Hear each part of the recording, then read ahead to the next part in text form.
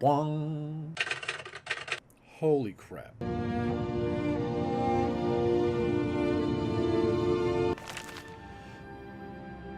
The Wolf Queen, Book 2, by Joachim Yarth. From the pen of the 1st century 3rd era sage Montekai. 3E82. A year after the wedding of his 14-year-old granddaughter, the Princess Patema, to King Montiarco of the Nordic Kingdom of Solitude, the Emperor Uriel Septim II passed on. His son Pelagius Septim II was made emperor, and he faced a greatly depleted treasury thanks to his father's poor management. As the new Queen of Solitude, Patema faced opposition from the old Nordic houses, who viewed her as an outsider. Montiarco had been widowed, and his former queen was loved. She had left him a son, Prince Bathorg, who was 2 years older than his stepmother and loved her not. But the king loved his queen, and suffered with her through miscarriage after miscarriage, until her 29th year, when she bore him a son. 3E97. You must do something to help the pain! Patema cried, baring her teeth. The healer Kelmuth immediately thought of a she-wolf in labor, but he put the image from his mind. Her enemies called her the Wolf Queen for certes, but not because of any physical resemblance. Your Majesty, there is no injury for me to heal. The pain you feel is natural and helpful for the birth. He was going to add more words of consolation, but he had to break off to duck the mirror she flung at him. I'm not a pig-nosed peasant girl. She snarled.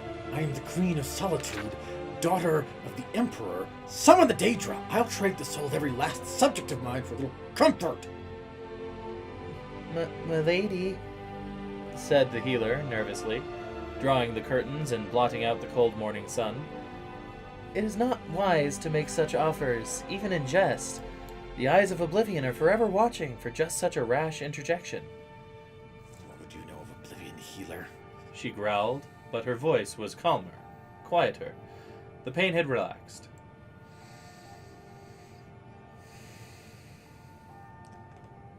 Would you fetch me that mirror I hurled at you? Are you going to throw it again, Your Majesty? Said the healer with a taut smile, obeying her. Very likely. She said, looking at her reflection. And next time I won't miss. But I do look a fright. Is Lord Vulcan still waiting for me in the hall? Yes, Your Majesty. Well, tell him I just need to fix my hair and I'll be with him. And leave us. I'll howl for you when the pain returns. Yes, Your Majesty.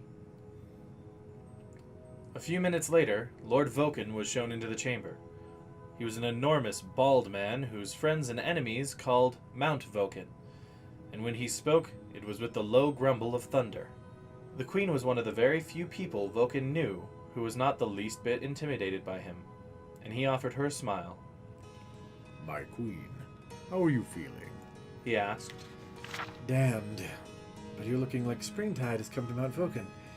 I take it from your merry disposition that you've been made war chief. Only temporarily, while your husband the king investigates whether there is evidence behind the rumors of treason on the part of my predecessor, Lord Thone. If you've planted it as I've instructed, he'll find it. Patema smiled, propping herself up in the bed. Tell me, is Prince Bathorg still in the city? What a question, your highness. Laughed the mountain.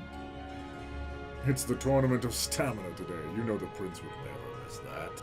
The fellow invents new strategies of self-defense every year to show off during the games. Don't you recall last year where he entered the ring unarmored, and after 20 minutes of fending off 6 bladesmen, left the games without a scratch? He dedicated that bout to his late mother, Queen Amadera. Yes, I recall. He's no friend to me or you, your highness, but you must give the man his due respect. He moves like lightning. You wouldn't think it of him, but he always seems to use his awkwardness to his advantage, to throw his opponents off. Some say he learned the style from the orcs to the south. They say he learned from them how to anticipate a foe's attack by some sort of supernatural power. There's nothing supernatural about it. Said the queen, quietly. He gets it from his father. Montiarco never moved like that. Vulcan chuckled. I never said he did. Said Patema, her eyes closed and her teeth gritted together. pain's returning. You must fetch the healer, but first, I must ask you one other thing.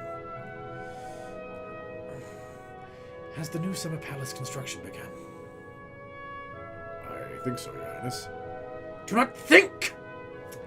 She cried, gripping the sheets, biting her lips so a stream of blood dripped down her chin. Do!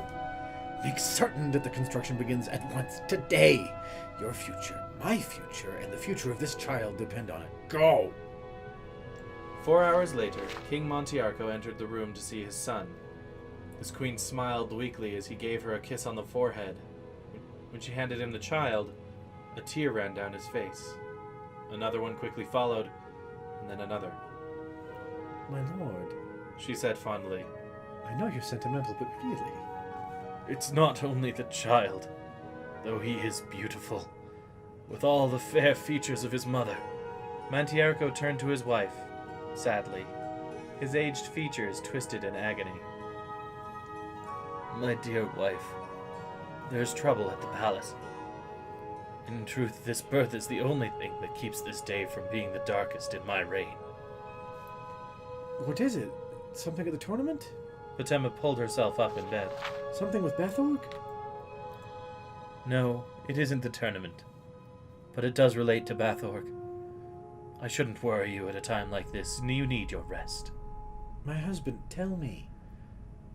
I wanted to surprise you with a gift after the birth of our child, so I had the old summer palace completely renovated. It's a beautiful place, or at least it was. I thought you might like it. Truth to tell, it was Lord Voken's idea. It used to be Amodetha's favorite place." Bitterness crept into the king's voice. "Now I've learned why," What have you learned? asked Fatima quietly. "Amodetha deceived me there. With my trusted war chief, Lord Thone. There were letters between them, the most perverse things you've ever read. And that's not the worst of it. No? The dates on the letters correspond with the time of Bathorg's birth. The boy I raised and loved as a son." Montiarco's voice choked up with emotion. "He was Thone's child, not mine," My darling. said Fatima, almost feeling sorry for the old man. She wrapped her arms around his neck as he heaved his sobs down on her and their child. "Henceforth," he said quietly, "Bathorg is no longer my heir. He will be banished from the kingdom.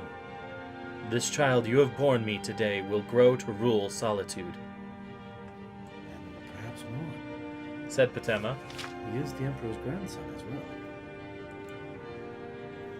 "We will name him Montiarco II," My darling, I would love that. said Fatima, kissing the king's tear-streaked face. But may I suggest Uriel, after my grandfather, the Emperor, brought us together in marriage? King Montiarco smiled at his wife and nodded his head. There was a knock at the door, My liege, said Mount Voken. His Highness Prince Bathorg has finished the tournament and awaits you to present his award. He has successfully withstood attacks by 9 archers and the giant scorpion we brought in from Hammerfell. The crowd is roaring his name. They are calling him the man who cannot be hit. "I will see him," said King Mantiarco sadly, and left the chamber. Oh, he can be hit all right. Said Fatima wearily. But it does take some doing.